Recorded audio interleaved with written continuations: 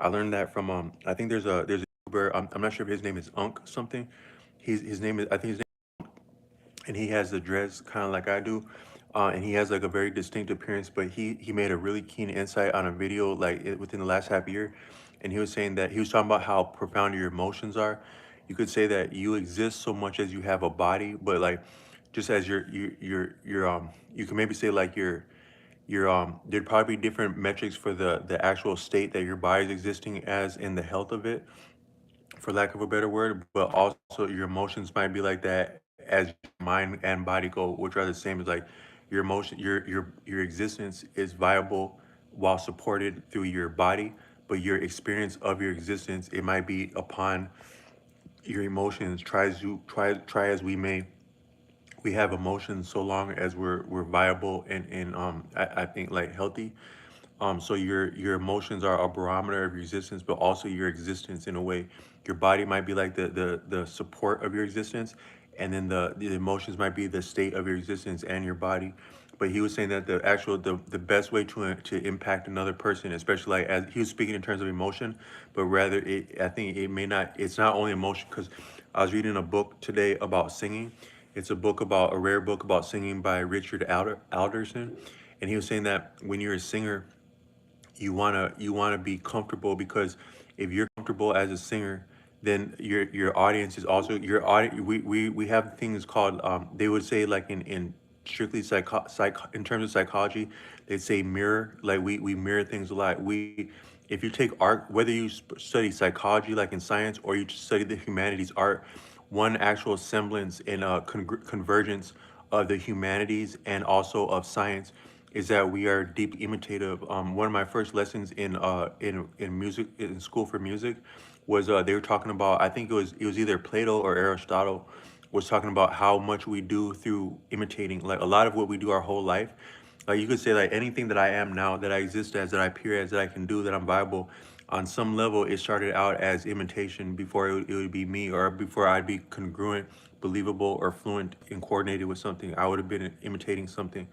So that's as actually learning goes. Like that's from a very young age with children, but most of our life, and it's actually not a bad thing, because like sometimes I think that when you go to a gym, you're way the hell stronger at a gym if you're doing things of your own volition or initiative. I think that if you've been around gyms long enough, like you've been in school, you took physical education in high school, you were on some sport team, stuff like that. You know, by the time you're an adult old enough to procure your own position at a gym and take yourself there and back on your own choosing, you know a lot more about fitness than you think you do. But I think that you're actually more viable in a gym winging it. I'll be one to say I think you're stronger for winging it in a gym than you are on somebody else's beckoning. Because if you think about think about the different times you hired a personal trainer and stuff like that, right? A personal trainer is some mean stuff, right? They're about to put you to work, right? Now, getting through the workouts of a personal trainer is part of becoming competent and seasoned around gyms. But the very nature, the dynamic of your dynamic with the trainer, it can actually be your undoing, and it can be a disservice to you. And that's actually how trainers are trained. They're trained that a real a real experience of school, a real experience of a mentor, a real experience of learning, even a book. At a certain point, we must transcend our actual our what's our supports. We must transcend our supports, or they become a liability. It's the same with the trainer. But if you end up in a gym and you just start winging it, like hey, and you start thinking about your own things too, because like there's a brother named Hannibal for King, and he does things with fitness that it would baffle like your textbooks. Of kinesiology is the study of the way the body moves. It would baffle kinesiology and sports science if you saw what Hannibal for King does on a playground. But if you listen to his reasoning about how he does things, why he does things, how he's able to do these exercises over this many seasons and not injure himself, it's because of just a little bit of common sense, a little bit of instinct, a little bit of reasoning and improvisation, and it's very creative. But part of that too is also still imitating. So like if you're in a gym, right? Whenever you're in a gym and you see somebody doing something in a gym that it's just like it sticks out to you, right? Everyone in a gym is working out, but this fool go flipping a tire like that, right? He flipping a tire up and down the gym, like damn, he looked like he mean business right there, right? Now you ain't gotta fight the brother for what he's doing, but then nobody also say you can't go to a gym 2 times one day. So you seen that brother doing that in the afternoon. There you go in the evening. There go that tire right there. Damn, that didn't look. How did he lift that tire? What was the technique for his tire? For him lifting the tire? What? How did he use his back to do the tire? Damn it! What feels good and what doesn't, based on what you know of and you as Moses around fitness. But all I'm gonna say is that we're still imitative that whole time, and imitation can also be part of creativity. You imitate that exercise that he did based on your reasoning, based on and so also, right? So you go to a gym, right? When you go to a gym, and say you're on some equipment, like you got the free weights, you got the machines, and then you got like the body stuff, like what do you do with your body, the space there. But say you're on those machines like that, right? Do you do everything in the back? Do you do your whole upper body? Do you do your forearms? Do you do your there's like static and there's I'm not sure if it's there's some, all you can do with your body is to push or pull. So there's a word for what you pull and what you push. But do you do all the pulling exercise in one day, or you do all the pushing, upper body, lower body, or do you do one damn exercise that whole day? Now I think that according to Hannibal for King himself, anytime you do anything, you should be focusing on your actual your core, right? They would say your core, but a better way would just be like maybe your abs, like your, for a general person, your abs and your diaphragm is the best way to do anything. But that's not only fitness. That's also singing.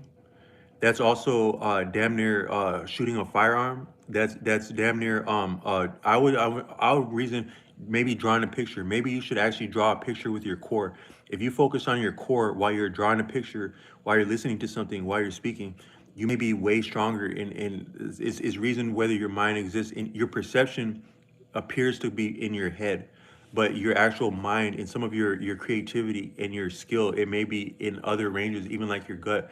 But according to Hannibal for King, you should be, if you're doing push-ups, you're focusing on your gut, that is like your core. If you're doing anything with your body, he's actually focusing on his core that whole time. But if you went to a gym, would it be better to do a full workout, a balanced workout like the books do, all the machines, or would it be actually better to just start with the ab machine, right? Let's play with the ab machine, right? Now, if you start counting when you're on there, I think that it takes a lot of bandwidth to count. Also, counting gives you a mind. A lot of your mind, your very mind, revolves around numbers most of your life. Like you're handed numbers. Here you go, first day of school, right? School sucks, right? You could ostensibly say that some things about school aren't in your best interest, right? Because the teachers are getting paid more than you do. The teachers are training you, but they're also training your very peers who are about to be your actual mean ass competition then and in the future. So as much as your teachers are benefiting you, they're also doing you a disservice because they're actually training your very competition that whole time, right? But here goes some numbers for you. So does the teacher really have your best interest? But you don't know if your teachers have your best interest or not, generally. But you know they have an interest in you having an interest in numbers. You know that. But your numbers, they give you a lot of a mind because your perception of how difficult something is, how far, how easy, how simple, all of which can work to your strong suit or detriment, is exactly a sensation of a mind. But Hannibal for King, when he do that crazy stuff, he don't count reps. And I think that we do better without numbers a lot. So if you went to a gym and you just start playing with the damn ab machine, right? You got 100 machines here, right? But would it be better to flirt with all of them superficially, or master one damn machine like that? Also, master one damn muscle group. Do you have to master all your muscle groups together, your whole upper body, your whole lower body, or a combination, or what about one of them and work? Because according to that book about singing, you go from what works and what's strong, and you develop confidence like that, and then you actually go to weakness. It's strange, like when you clean something as like a cleaner, you go from clean to dirty. So if you clean a bathroom, you don't go with the meanest, dirtiest part because that could be more contaminating. If you go back from that to a cleaner part of the bathroom, you go to the cleaner, less formidable part of a bathroom, and then you work your way to the more meaner and more potentially contaminated part. But some things like training singing or training your body, you may actually start with your strong point, which it should actually be your core. Your core is actually your strong point, whether you have a strong core or not, because you're only about as strong as your weakest member, and you're also only as viable as your strongest member at once. So that's the core. So you're actually working with your core when you're exercising. So would it be better to mess with all the machines, or just get to know you that core machine, even that ab machine, right? Really get to know that ab machine. Don't count nothing. Just play with the thing, right? You know a little bit about like what, and I would even say like sometimes breathing might be a disservice, right?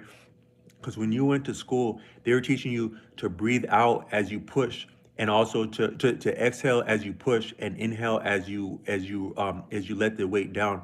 Real bodybuilder know that you get stronger from letting the weight down than pushing it, but also you can play with it a little bit. But you know what works for you. But I would say when you're doing it right, you would actually forget about breathing a little bit. You would think that it's better to breathe, to pay attention to breathing, but I think that when your whole body is engaged, but that too from the core in the first place, you actually forget about numbers and about breathing. And but I say it might be suitable to learn one thing, but the only reason I reference that is because you can also imitate people in the gym and get better by imitating. But the according to science, like you have something called mirror, like you mirror people's behaviors and mannerisms, is how you become. Like when they say that you're the company you keep, a lot of that is that your mind it deeply mirrors and imitates different people and things. And I got a little bit off on a tangent with that, but I wanted to say that when I did this channel, but according to this brother Unk, like something Unk is his name, is he's saying that, and I don't mean to be flippant by not dropping his name right, but I'm not real versed in his content. But he made that one statement, is that the best way to impact others and yourself too, which are others, is to focus on yourself. So if your state of being changes, you actually impact your environment and the whole existence like that. So when you're happy, when Irish eyes are smiling, the whole world is smiling back at Irish eyes. But when any other kind of person is any other kind of thing, so is the rest of the world reflecting that back to you, and like a feedback, kind of like when a microphone picks up its own sound, it gets very strong like that. And sometimes when people believe their own hype, they get strong like that. Maybe for better or worse, as it's congruent or not. And what would make it congruent is how consistent you are. But um, so I'm saying is that the best, according to the brother Unk, like that, is that the best way to influence other people is to influence oneself sincerely. But also the best way to make other people, like to please other people as a singer, would be to be at ease oneself. Is the best way to put other people at ease. And then also what's interesting to you is likely what's interesting to others. So I'm saying, like with this channel, is that, and for anybody, the best look is what's interesting to you and compels you. So a lot of this channel, I've went in the direction of what's interesting, and it started with music, and I'm still about music. I got the instrument right there, but I wanted to offer some food for thought with this, and also some other looks. Like, so what I wanted to say is that, like, I mess with style a little bit, but this one thing, it had to do with style, but it also has to do with things I've been talking about. I got a little for you, right? I want to show you a little something, right? A little bit of contraband, right? See what you know about this, right? Now I'm about to show you something dangerous right here, right? But it's so dangerous that I probably had this before. Some people, not, I never been one to flex about one. So I've been at a store recently, right? Recently we had the da da da illegal, da da da da like that, and did da da da da, right? But I went to go procure me something, and old girl, that I've been in that place this many times, for like, that's my main go-to spot for, like, for just being a dipshit and also procuring things that are illegal, right? And then I've been there this long, but yeah, we need to see your ID, buddy. But wait, but I'm Jack Ass. Jack Ass. You remember me, Jack Ass, right? Yeah, but I need your ID, buddy. They just want to see if you got it, right? Because it don't matter if you have it or no, but it matters you got it, right? I need you got it, right? So I had people have misgivings about, like, am I actually old enough to procure something, right? As I just kicked over four of them motherfucking, I'm sorry, excuse my language, four of them long ones like that, right? Um, but um, but one of the way that I can be passable, or like someone would know, like, is this fool actually old enough to buy some, is that I don't try to put on airs about being all grown and shit, and I try not to look down or up to people for being all grown and shit, disrespect the one or the other, right? But I do got some that might have been around before somebody was born watching this, some dangerous thing like that, right? So a lot of y'all, do you know what a frag head is? So, hey man, hit him with the frag. Hey, we're going in there, right, man? Hey man, check this out, man. It's been shipping crazy, right? But I only got about I got this shooter like that, right? And but I ain't got no more, but I still got the frag, man. I think we can get it over him on the frag, and the frag better like that, man. Let's get him with the frag. The pro get him with the frag, right? But do you know another word for frag, right? A frag bomb, right? A fragrance, that is, a frag head. So me, heaven forbid, thank God, I'm not trying to call myself a no, the doder, nothing like that, right? But if you put my guess as good as yours, I would say that, man, it'd be hard to catch anything that's moving like that. But it had anything been a frag, right? Just throw the frag. We don't even got to look in there. Just get it. You know, nobody can see around the corner, right? But my guess is that the best way to get around, to go over on a corner with the frag like that, right? Just let them smell you before you even see. So I got me a little frag, right? A little something, right? A little something probably been for some. I got this in got this in the two fall 2000, mind you. The world was supposed to so the world was supposed to end in 2000, right? The year 2000, why da da da da, right? But maybe it actually the seed of it really did because I got my hands on some right there. So what y'all know about something like that?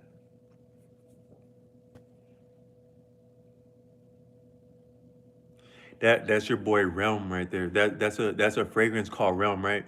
When I was a little kid, I'm the person where like I was impressionable as a kid, but if you give me an idea, if you give me the right wrong idea about something, it don't take me long. I'm gonna take somebody up on some shit, right?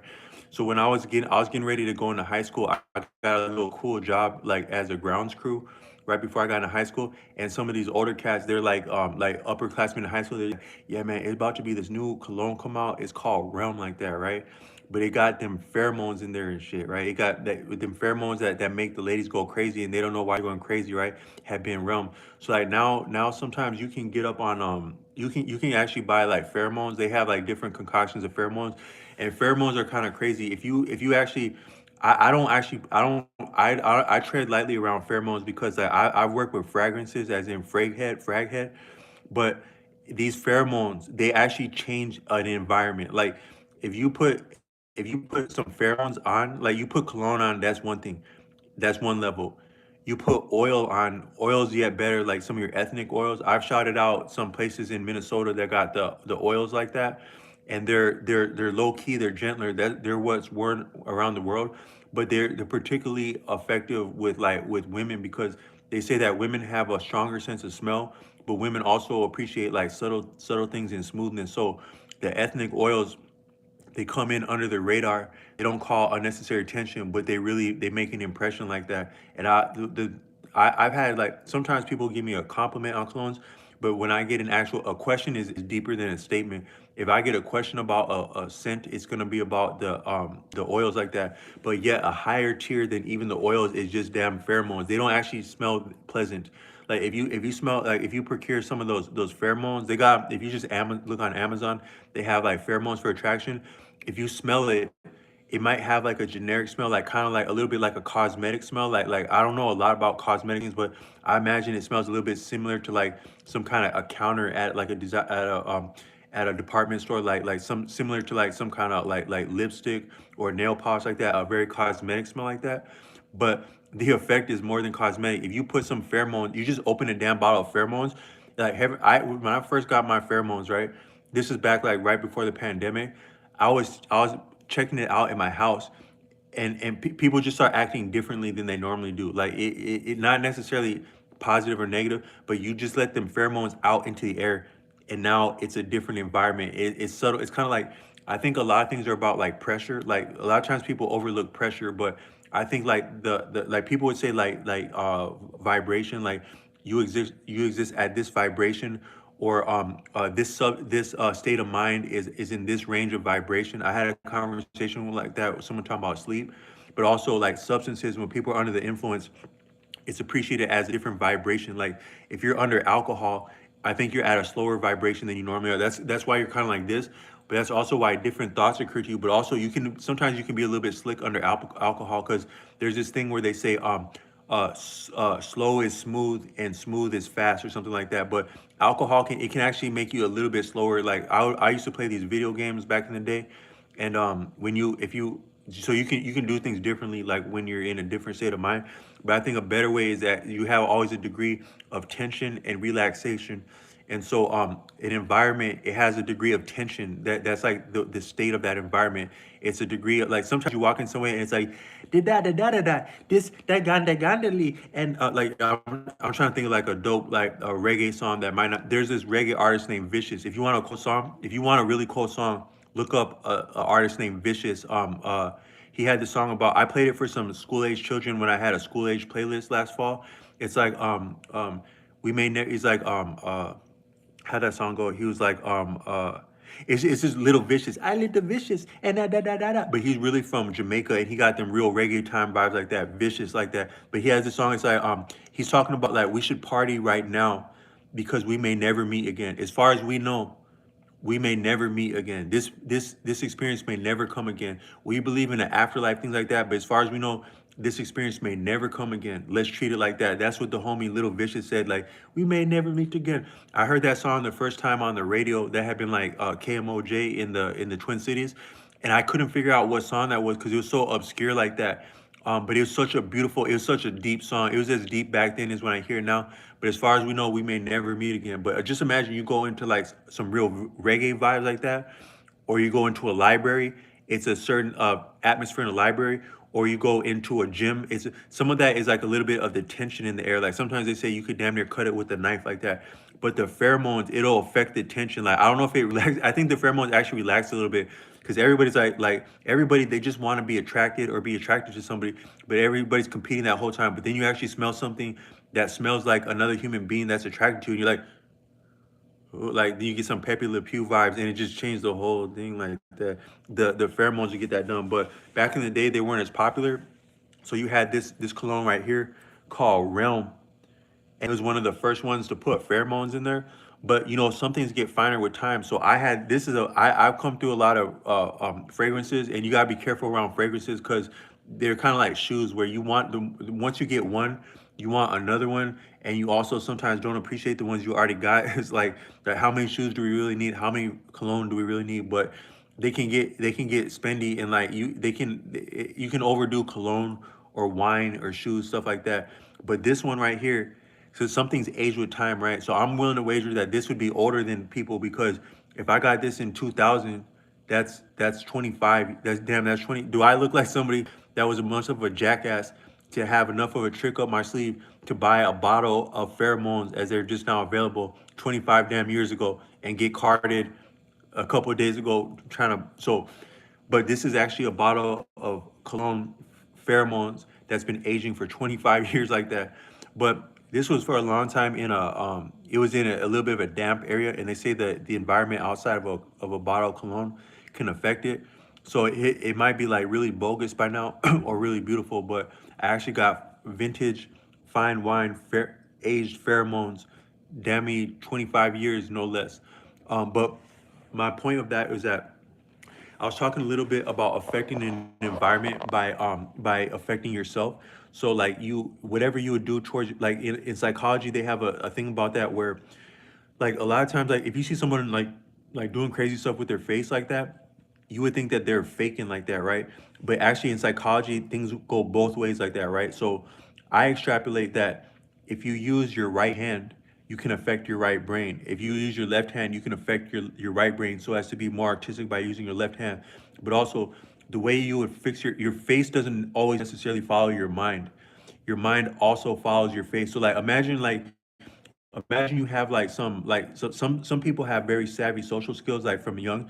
So like sometimes imagine you had like some like some people would say that if you keep it real, right? If you're always keeping it real, you're not attractive to people that are more so like superficial like that, right? As though, but I think that one's not better than the other because sometimes when people are superficial, right? Just imagine someone like with some real like social graces, right? But they're actually kind of like dishonest about it, right? Like just some young people, right? Yeah, they're kind of like they're like mean girls, this and that. I'm not talking about the movie Mean Girls, but just imagine like some people that are savvy and they're social, right? Very social people, but also kind of false like that, right? But also very convincing and seductive and maybe even eloquent in their own way by being pretentious and like putting on faces and stuff like that, right? But what you don't appreciate is that even by being pretentious enough to to act like something, you actually act. You actually become what you're acting like as much as what you're being like makes you act like something. So that you would fix your face, that you would act like that you would be savvy, that you would be like sassy.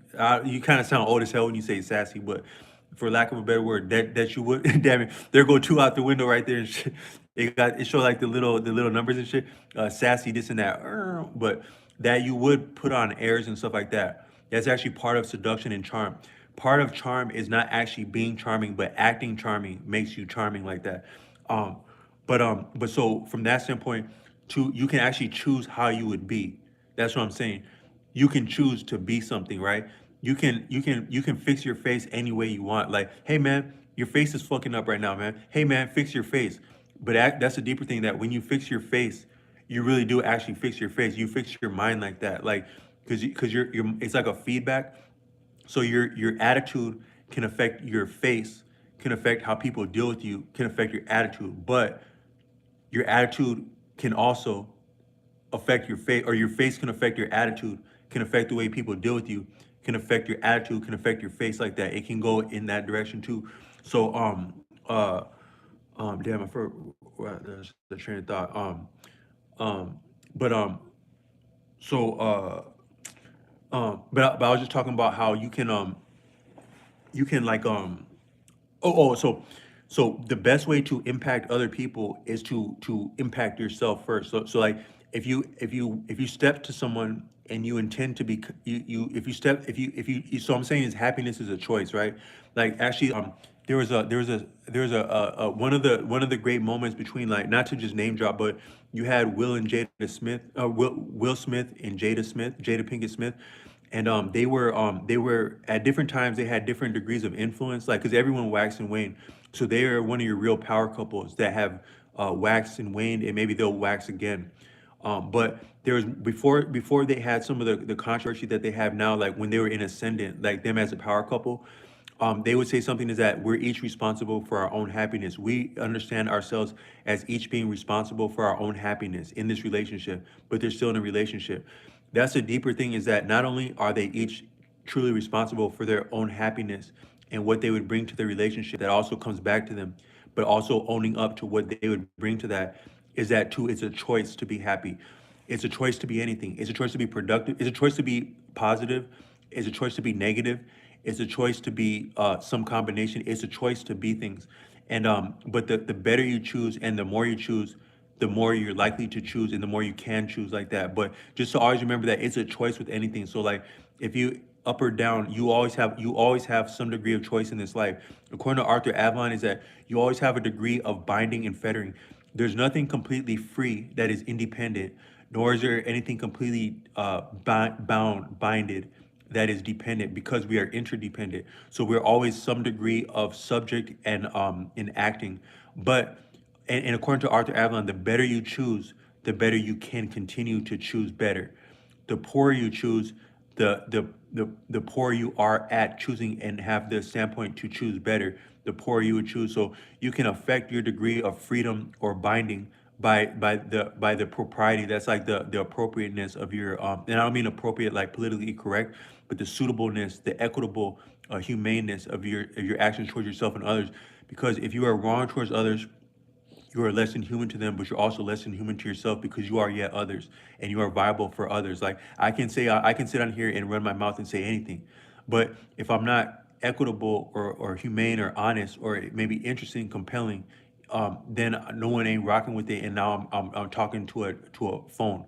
But if I'm actually hitting on honesty based on maybe my prior experience and things that I've chosen well or learned from not choosing well, but offering good faith, then somebody rocking with me and it's more real like that. And the more I can continue to do that. But I just meant to say is that we always have a choice in anything, any situation you're handed. I'll be so any situation you're handed, you have a choice in that, and especially like how you would it had to do with how you would interpret something. But it takes time too, because it's not that you can just always choose the happy thought like that, but it's also a skill to choose better. But just to know that you always have a choice. Like that's like one of the beautiful thing about the blues. So if you appreciate like these, that things are actually real. Sometimes you forget that life is actually real, right? You watch enough movies, but you forget that actually that's really, really some real things like that. Like for example, I don't know, I had like imagine, so you don't think about certain professions, right? Imagine you had like so you have your normal life, right? In your normal life, thank heaven, a lot of shit doesn't go down for you or around you in your normal life, because you have like a little bit of blinders on and a little bit of protection about what you're in the habit of doing, what you know of as safe and not safe. But every once in a while you see something and it challenges and it baffles and it turns upside down your understanding of a safe world and your understanding of what will and won't bring repercussions and how hard those repercussions will be. Every once in a while, you get to see what life is about, right? As it really can be like that, but as you don't normally see. But if you were like behind a squad car or something like that, you got taken in the back of a squad car for any reason, your fault or not, you actually hear shit that's going on in the radio, and this is really happening in your area. But for these people whose profession it is, it's actually really real. Like, no, no, as you got this bogus idiot in the back seat for being a jackass, you also have someone over there that's having the worst night of their life possible, of their existence possible. A couple of them, 10 of them, having the worst night possible. And for these people, it's another night like that, but they know where that shit is happening. It's their job to have to be where that shit is happening. Therefore, it's their reality to be where that shit is happening. That shit is actually reality like that. But sometimes you don't appreciate that reality is actually reality. But it's the same like with your blues players. So if you listen to blues back in the day, like it had been rhythm and blues. It's rhythm and blues. But according to I don't mean to make this polarizing by bringing up someone said you undercover. I'll get back to that in my undercover. According to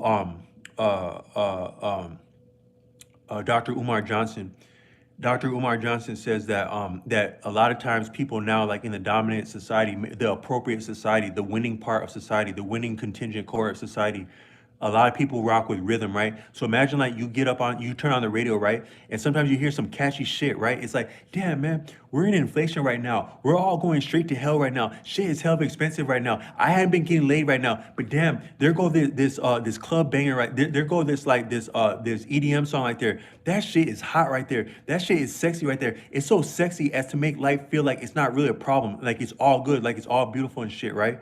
That's the rhythm of it. That's what rhythm is. Rhythm is beautiful like that. Rhythm is transcendent, but you ain't got no rhythm without the blues. And whoever had learned rhythm somewhere like that had learned it with the blues. But I'm saying is that so there ain't no rhythm without blues, but blues is some real ass actual shit. Like if you look at them real blues players, them stories you're talking about, they're not just saying that they had got their heart broken like that. They actually really got their heart broken like that. They got their life broken upside down, raked over coals like that. Really happened like that. Really happened like that. Like them responding to something on the scan on the radio like that. That shit really actually happened down there on that block right there. I don't mean to blast nobody hood right, but just to be funny. Like in my area, you actually have a street called Front Street. I don't know if that's somebody hood. Respect if that's your hood, but you had some shit go down on Front Street, and that shit had been hard for someone, right? That shit really happened. Somebody got left. Somebody got dropped off on Front Street without a way to get home like that. The blues like that had really been like that. You got the rhythm of it. That's cool or not, believable or not. But you had some real blues before you would have had a rhythm. But what I'm saying is that what them blues players did in that position before you even had like different ways to forget about it. Because now like we got a lot of electronic distractions, so we can get over things. But back in the day, you had to sit with that shit, right? You just got handed some blues. You got the blues now. You got one or two things. You got Jack Daniels or you got whatever brand of guitar. And they say that guitars haven't always been that expensive. One of the beautiful things about guitar is that it's portable. But for a long time, I think guitars were accessible even in other iterate, even in like sharecropping and Jim Crow, heaven forbid, back in the day, you could ostensibly get your hand on something like a string instrument or improvise one if it came to that.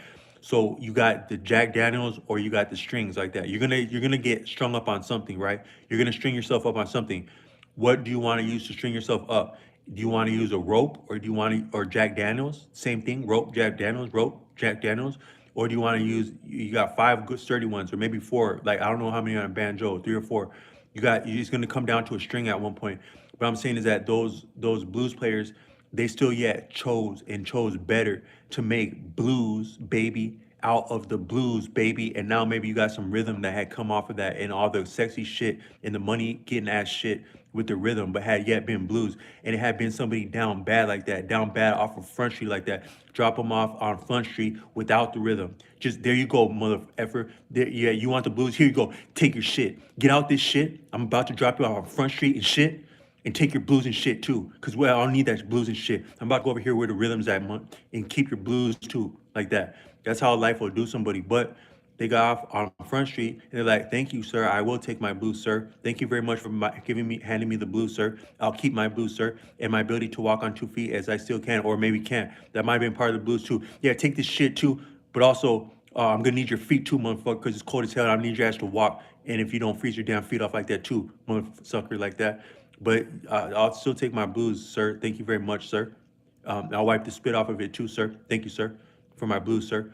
But you always can like choose like that. But the main way to impact other people is to impact yourself, but also the main way to perceive other people and experience environments and perceive environments is to perceive yourself, is what I'm saying. So like I did a video back in the day, like back in the spring, this spring, and I was talking about one way that you can, because you see, a lot of the things that we do are rote. That means like you're in the habit of doing it. So our attention is also rote. We have something called RAS, reticular activation system, so that our mind is actually scanning. You can't compute the actual fragments and numbers of information, for lack of a better word, that your mind computes and ascertains.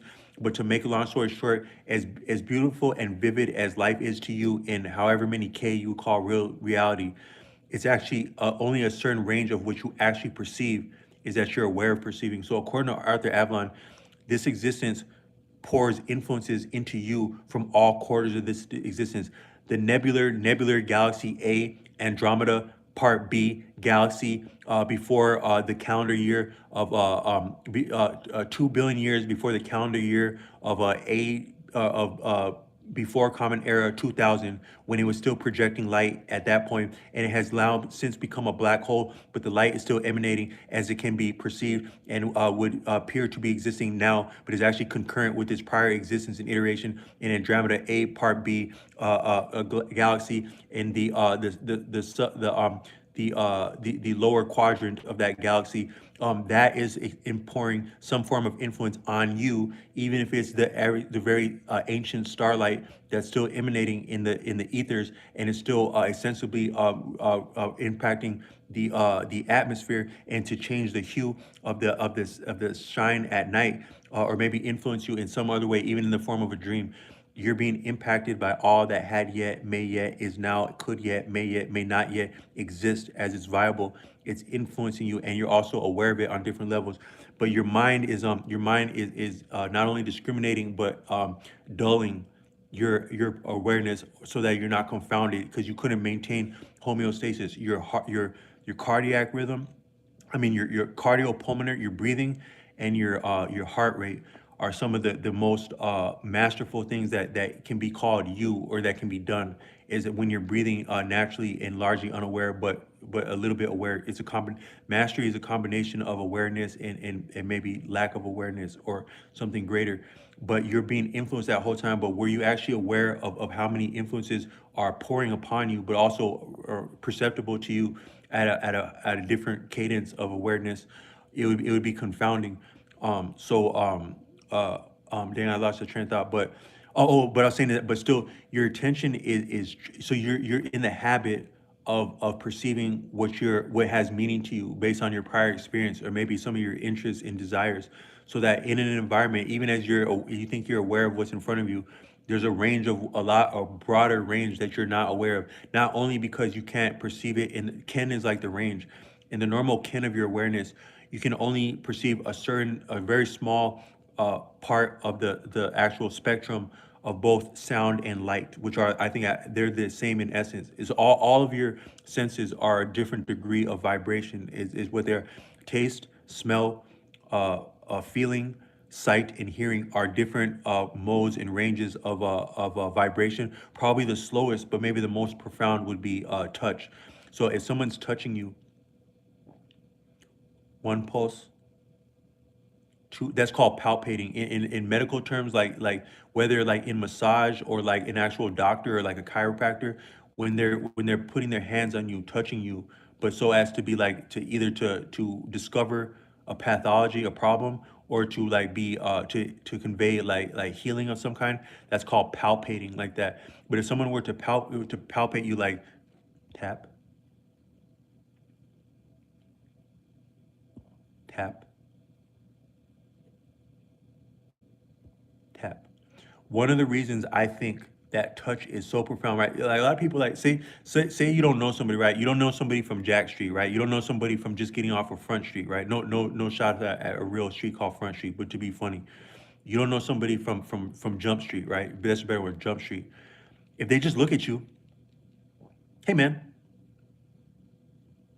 if they look at you any kind of way, unless they're gawking at you or they're really they call that mad dogging. Like when I was back in the day coming up, they would call that mad dog. They had these sunglasses called mad dog sunglasses, and they look like somebody mad dogging you. The best way to mad dog someone is with the mad dog sunglasses, right? But unless you're being way out of pocket, people wouldn't have a problem with you mad dogging them, right? Looking at them. Looking is a higher that's probably the highest frequency that we can that we the highest frequency that we can grasp as humans under normal circumstances is your eyes because light vibrates really quickly. The yet slower way, so that'd be one way that you could overstep your boundaries as a person, that is to piss another person off or to be inappropriate, would be to look at them the wrong way, right? But you have more of all your senses that you can engage another person inappropriately. Your eyes might be the least offensive or profound in itself, but that's also the higher range. The light is going faster than hell.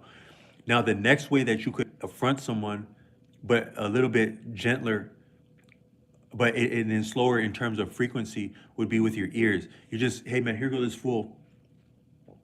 Just want to listen. So someone asked me, hey man, are you undercover? So what they're saying is, are you listening to some shit? Are you running your mouth so you can listen to some shit, undercover shit, listen to some shit?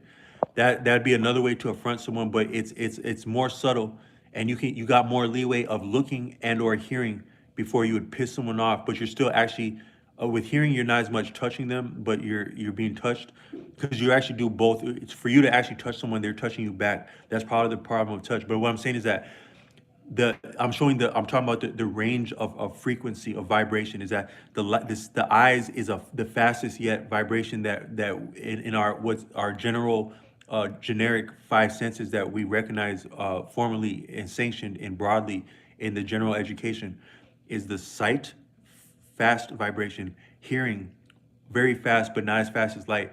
The next would be smell. I actually don't know how fast smell. I don't know how fragrance is ascertained by the nose, but the nose is very keen about fragrance. Like I remember, I had this friend in school, the same friend that I was with when I learned about Realm. Later, after that, like maybe 5, 10 years later, he taught me about this cologne called Pi. So you'd have to be an OG to know what Realm is about. I think from back in the day, the dun data data, and I still got me some of that mean little dangerous shit, little dangerous shit. This shit right here gets you in more trouble than being an undercover right here.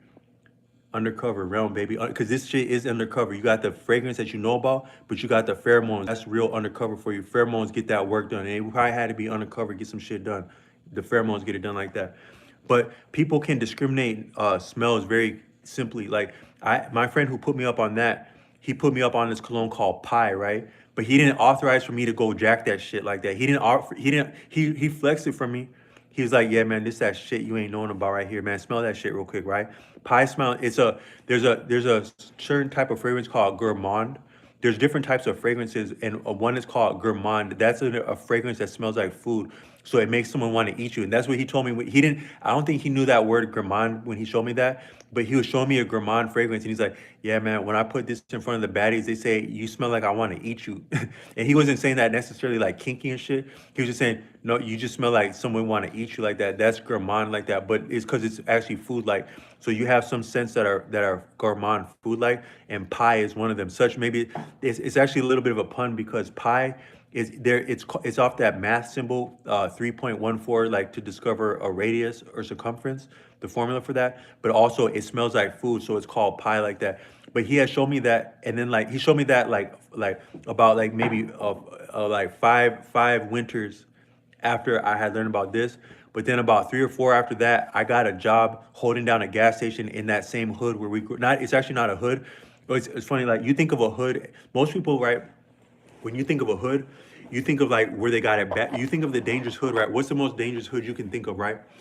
You think of the hood and you think about like poverty or like the projects and stuff like that. That's not only necessarily the hood. The hood can also be the suburbs because the suburbs, them kids and adults that had once been kids, they got more money to play with, more of a chip on their shoulder, more access to cars and shit, more access to like houses like where their parents are like I don't really know much about house parties where somebody's parents like overseas and shit, but ostensibly you always hear a story about people that grew up with rich friends and their parents were always jet setting it. Jet setting means like picking up in airplanes all the time, and then there go the mansion and shit, and then there go all the kids doing all the shit they don't belong doing yet.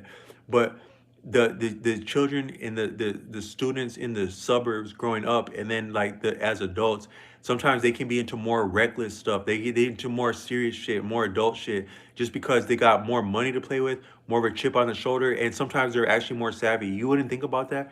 Like I think that like a lot of like I serve like children in inner city, like inner city Midwest cities. I've served at least three of them, and like the children in the cities and then sometimes in the suburbs too because they gentrify the cities and then the suburbs have some of the same people and seasoning that the city would have, but a lot of the children that really grew up around like real stuff, they're actually wiser than their age, and some of them are actually more prudent than their age, and some of them they know better than to tend to do and say and play with stupid shit. A lot of times people from the hood like that, but sometimes people from the suburbs they can actually be more egregious like that. But I grew up around this campus. I grew up around a campus, but it's like a one of the most expensive schools in Minnesota, and like where a lot of well-to-do people go, and they're all about this shit you would expect, like whatever you call like American Pie or like all them crazy funny movies, but all that crazy stuff that be going down. That's like the type of people that would be attracted there. Not to take shots at them, but like sometimes the well-to-do places they can be like really kind of they can be like really more extreme than you would think, even though it's well-to-do people like that. But that's one reason I would call it a hood, because you got all them rich kids that are rich kids, and they know they're rich kids, and they're not scared to they let it all hang out too, because they'll let it hang out in front of mom and dad if they have to, you know what I'm saying, because they're just entitled like that, so they just call their own shots. They grew up calling their own shots their whole life, and they like what they like, and they get it how they get it. But so from that point, this hood that we grew up at, then I got a job back there when we were grown. My friend was like, "Oh, what's up, man?" He's like, "I know that ain't pie you wearing." Because he had been the one to put me up on that, and he still didn't appreciate me jacking that without his sponsorship and his say so like that. Because he had been the plug for cologne, and I was a little bit egregious to be rocking his very shit like that without his permit. Because we weren't actually like getting on with each other. We didn't fall out, but we weren't getting on with each other when we were grown and shit. Because I like to do my own thing since I've been grown. I don't like, I wouldn't have it any other way. It is not because I don't like you. It's because I don't want to get caught up in your shit. I don't want you to get caught up in my shit. I'm not doing anything. I'm not saying either one of us ain't right, but I don't want to have a damn part of your life, and I don't want you to really have a part of mine. But I still love you. I love you, man. We grew up together. I love you, man. But I'm just over here now, like that. But I'm also rocking that shit you showed me, and he didn't appreciate that. But but what I'm saying is that your nose can very clearly discriminate a scent. Most people can. You can tell you don't know nothing about cologne, nothing about it, but you show someone. One is that your nose has a great memory. So it's interesting that elephants have the greatest memory, but they also have the longest nose.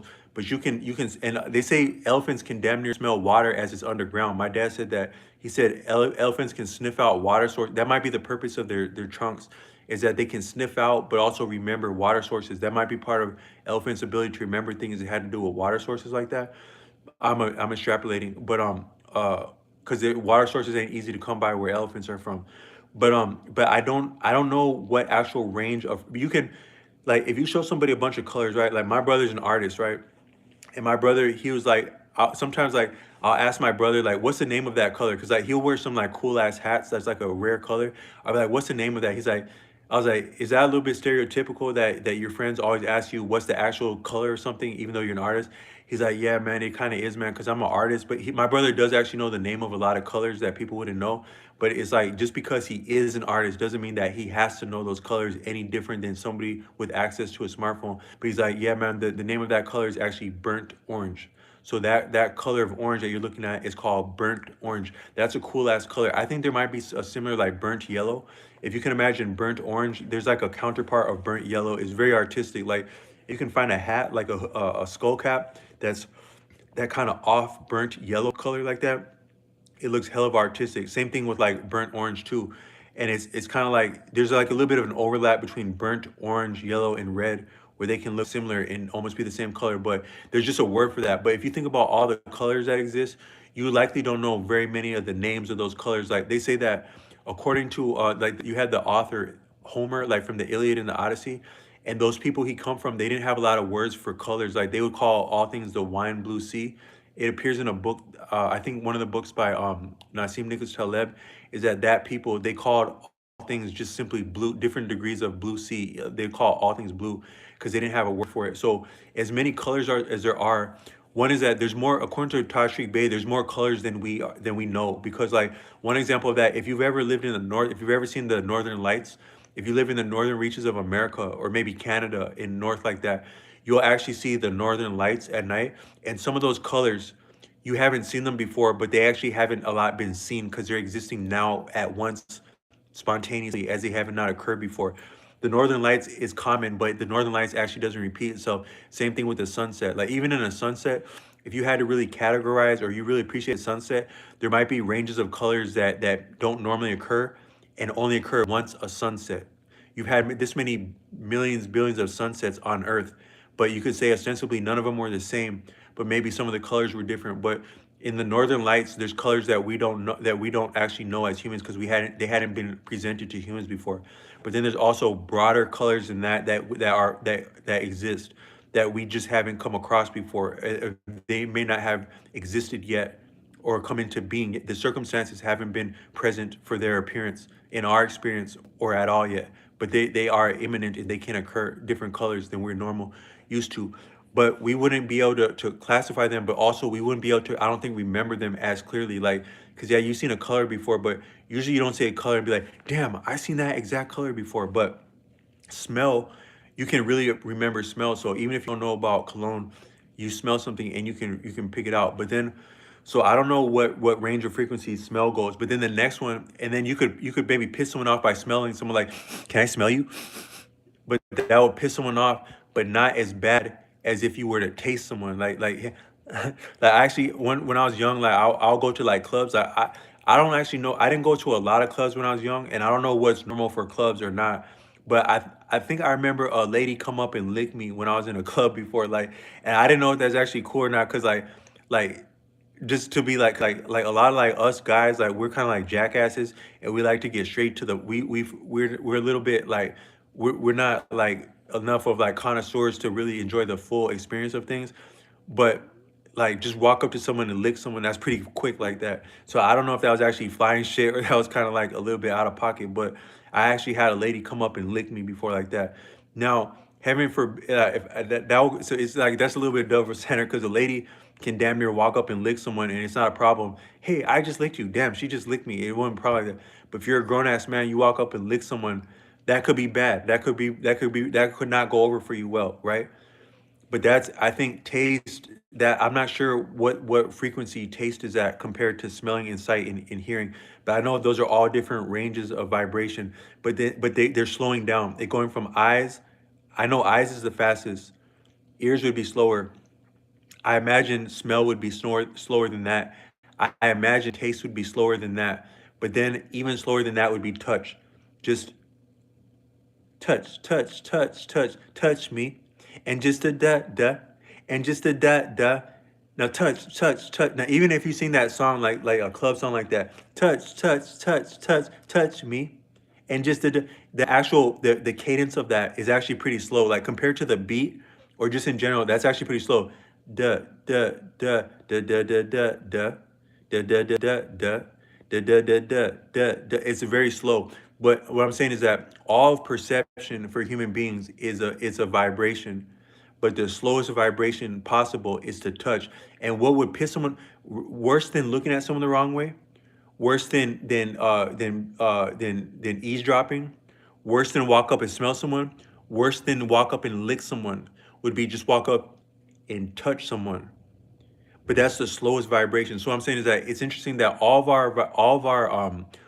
our senses and our ability to sense and be perceived are about vibration, but they have more meaning as they slow down. So the thing that would really piss someone off is to touch someone. Now it's interesting.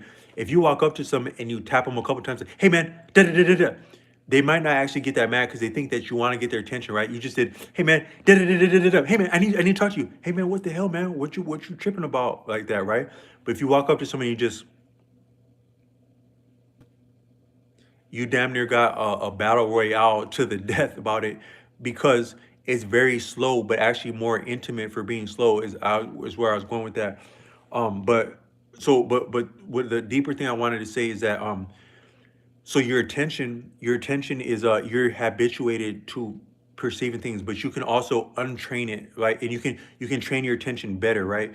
So one example that I pointed out on this channel in the spring is that if you were to walk in anywhere and you were to just look for the color yellow, you go in any environment and you look for the color yellow, that would upset, but for better, that would upset your normal habit of paying attention to an environment, but also being locked into your reactions to your attention, because you're bound by your attention to whatever wins your attention, that is arrests your attention. Your whole existence goes where your attention goes, but also you can get stifled and limited by conceding your attention too easy. So if you just go in an environment and you pay attention to whatever the hell would be attractive to you, one is that a lot of places they have things called like an attention engineer. So according to Cal Newport, a lot of your social media, even like the way that this social media would appear, like as you see this live stream right here, the coloring of like the people's handles, the coloring of it, and some of the like even like a heart thing over here, and that heart is going like that.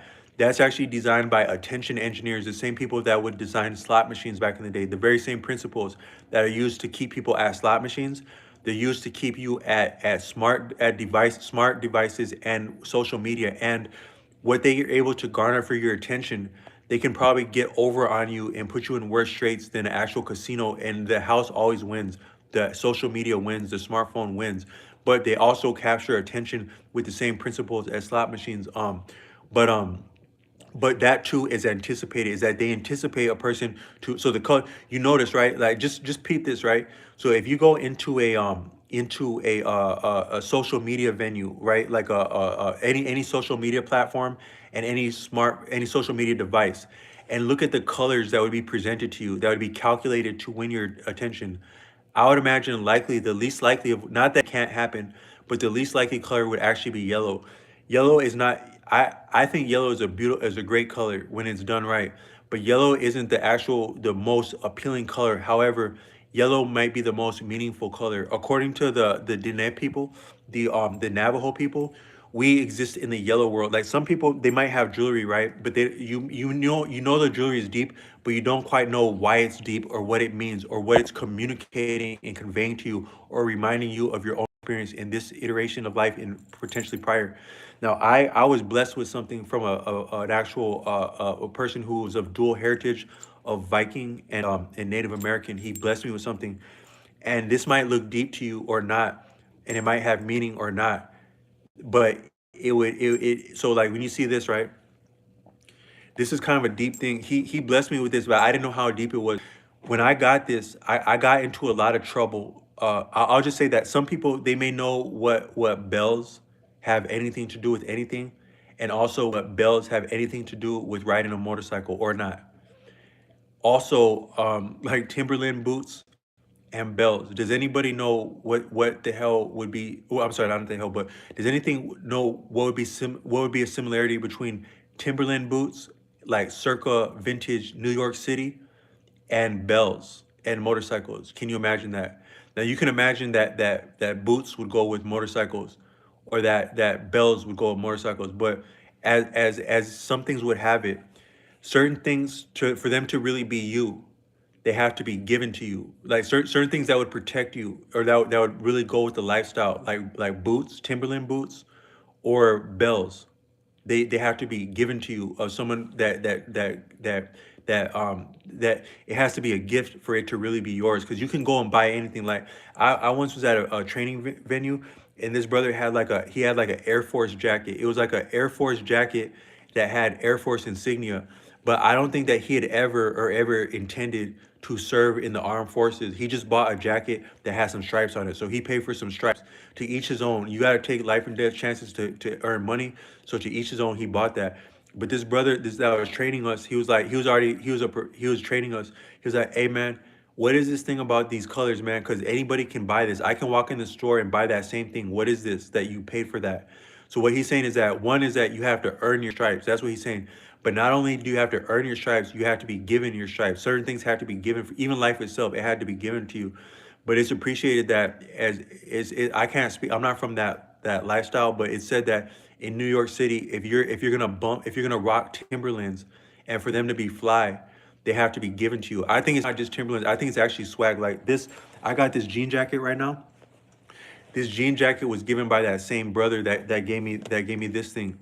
And if you I think that real swag, it came from somewhere else. Like I had a some the clothing that I wear, right? I do different style moves, but the times that I really get traction, like when somebody really cares what I have on, or they're sometimes I within the last week I was somewhere, and I'm just walking into a store. I'm minding my damn business, walking into a store, and some ladies are walking out, and this lady's like, "Damn, I really rock with your vibe." She said something about your vibe, or like she rocked with my vibe. I didn't say nothing to the lady. I just rock with the. She just, damn, I rock with your vibe.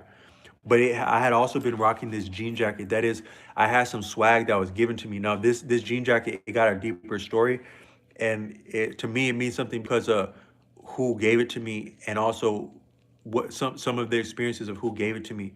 It means something to me like that. But it had also been given. If you think about your clothing in nature, before materialism, commercialism, if you had a garment, it would have came from an animal. So you would have had some like a fur or a skin that came from an animal, but that animal, it actually gave you its best like that, but also it made itself vulnerable enough to be assailed.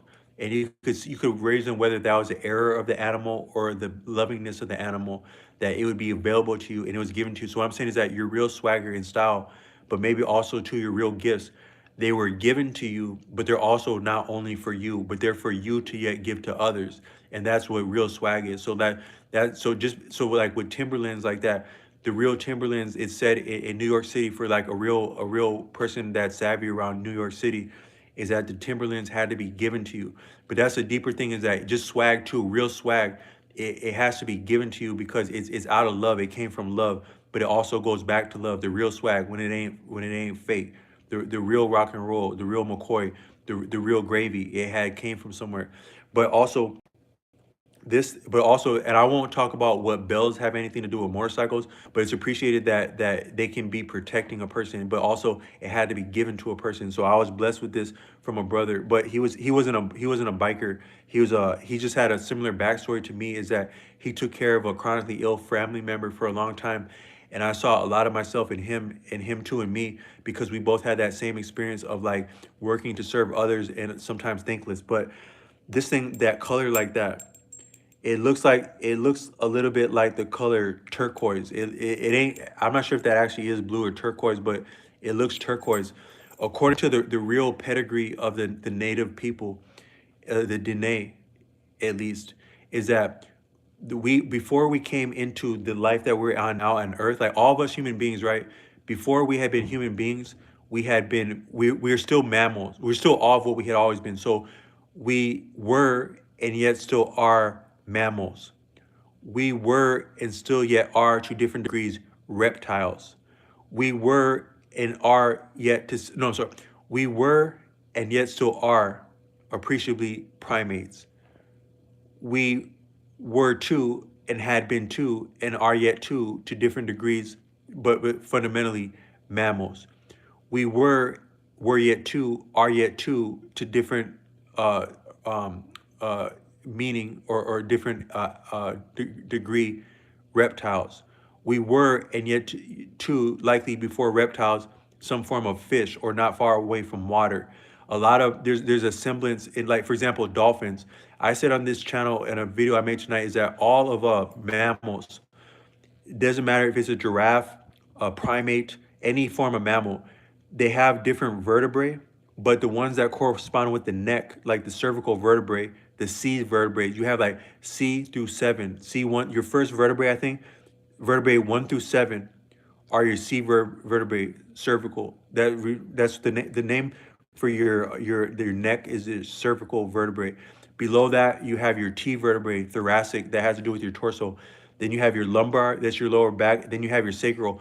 Some of those sacral vertebrae are very similar to fish. It's not very different than the former, whereas fish, the base of our spine, that where we emanate from, where all of our life processes, all the activities of the body exists or corresponds somewhere to the lower back, the sacrum. It can be appreciated. It's the emanation of the body, at least in India, but also in some of your Western science.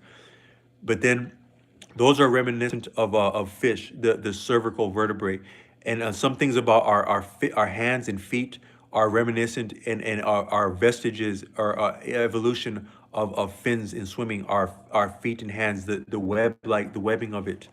But then also the cervical vertebrae, the seven of them. Dolphins also have seven because they're also mammals. So, but they also breathe air. So dolphins and whales, at least, and maybe seals too, probably seals too. They breathe air. They're adept swimmers. They may be something. They may speak to our history in that. One is that it may not be that, I don't know if it's appreciated that dolphins and or seals and or whales had ever been land creatures. But whatever is the transition from us being fish to being land creatures and back again and back to land. And if we ever may go to the fish again, as bad as inflation getting, there's something about the jump off, the jump off point between the sublimation between fish and land roving, that is mammals.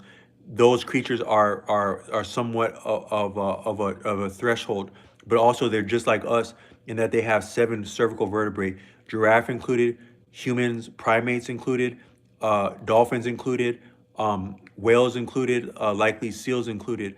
But from that standpoint, according to the native people, is that we come from a blue world. Before this world, we're now in the yellow world.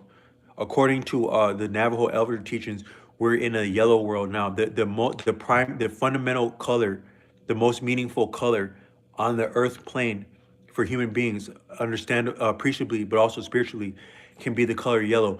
When you see the color yellow, normally it has meaning. If it's a yellow school bus, if it's yellow road markings, anything that would be yellow, that would allow itself to betray itself or present itself as yellow, likely you wouldn't use the color yellow for no reason.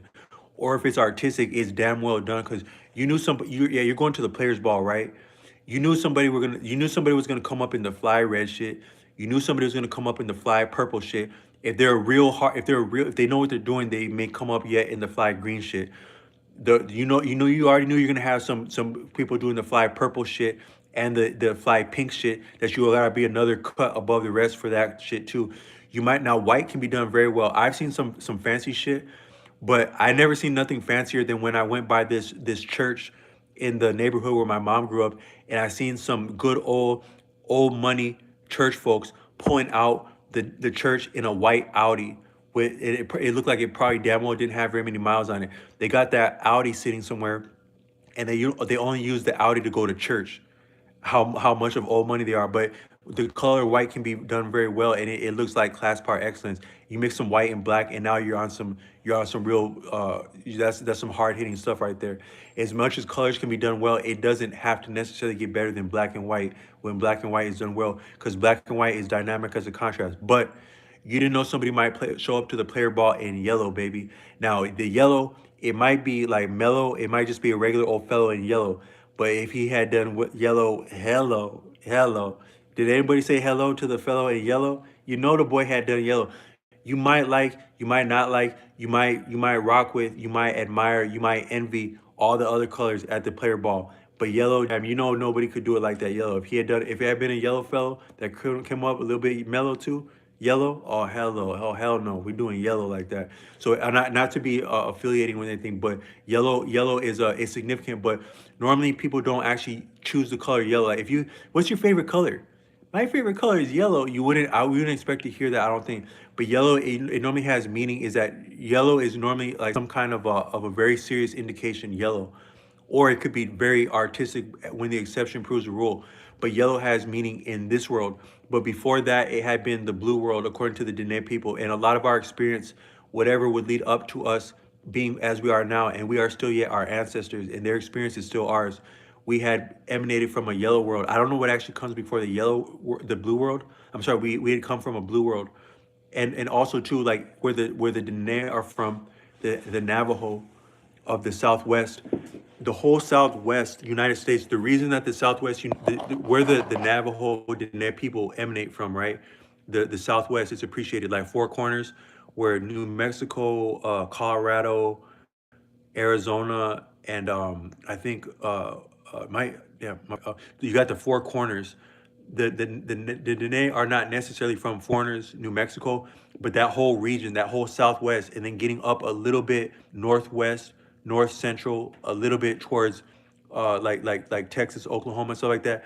That's all the Dene people, and they were appreciable as like an amalgamation of different people because they would adopt different tribes, and they were a landing zone for people who were displaced or facing war or maybe warring with them, according to Navajo elder teachers. But that whole area actually had been an ocean. That's actually why the reason that California, Arizona, New Mexico, Texas, Nevada, parts of maybe Oklahoma and Colorado, the reason that they're that beautiful but also that rugged and as such as they would appear is because that's yet the seat of an ocean. And if you go to New Mexico, like Albuquerque, New Mexico, Albuquerque